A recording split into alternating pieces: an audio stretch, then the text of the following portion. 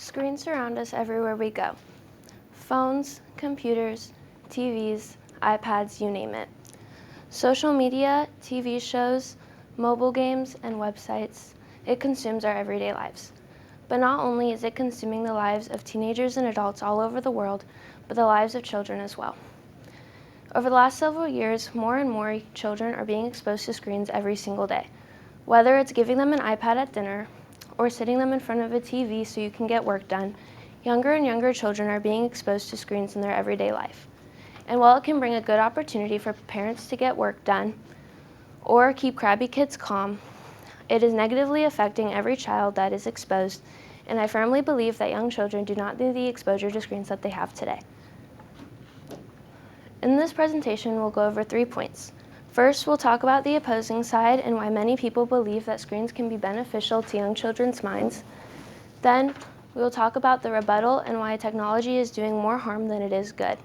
And finally, we'll talk about the mental health and everyday lives of children and how technology is and will affect it over time. Starting with the opposing side, many people are ready to sit their 2-year-old down with an iPad or TV. Maybe they need to get work done or cleaning, or keep their kid calm for dinner, or cannot find another way to keep them calm during a tantrum. And many people don't see any problem with this. One of the biggest arguments to the opposing side is that when used the right way, screen time can be educational.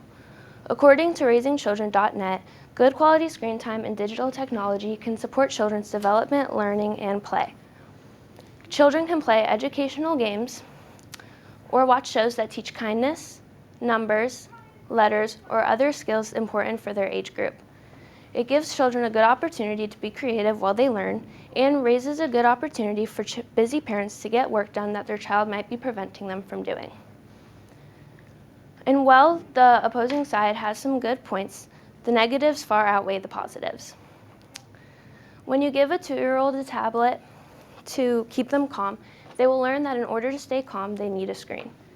When you sit your child down with a TV show at dinner, they will never eat dinner without it.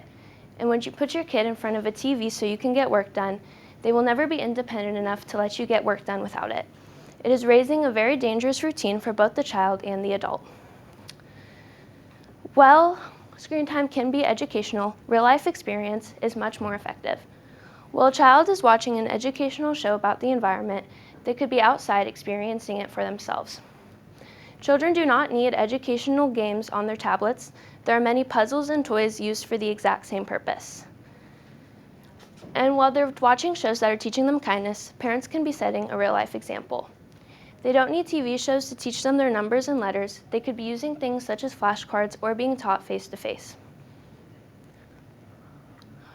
PubMed Central says that children's shows today are much brighter, louder, and more fast-paced than they've ever been before. This is very overstimulating to the minds of young children. While these shows are supposed to be educating them, they really are just,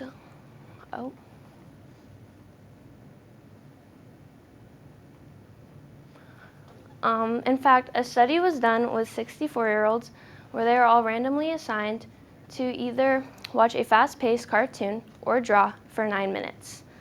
And when the time was up, they were told to do the same skill-based tasks.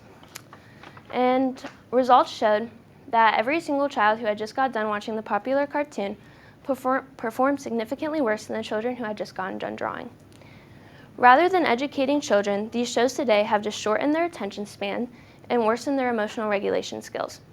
Children who are regularly exposed to screens and TV shows have been proven to be more irritable and emotional than the average child. We've all heard the number one reason for all of us to stay away from screens, social media, and technology, which is mental health. You might be thinking that young children don't fully understand mental health enough to struggle with it, but you would be wrong. Recent studies show that in the US, about 20% of children ages 2 to 8 years old have been diagnosed with a mental disorder, and this doesn't include children who struggle without an official diagnosis. Screens and technology affect their anxiety and depression symptoms just like it does us, as well as contributing to lower school functioning, worsened academic achievement, worsened psychological well-being, and lessens quality of life. Another big part of mental health for children is sensory exposure.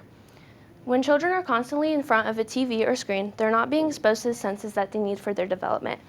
When children aren't being exposed to the outdoors, messes, or other senses, they can push them to develop sensory disorders, which can follow them into adulthood and make everyday life extremely challenging and overstimulating, and can push them to be more likely to develop other mental disorders such as OCD or anxiety.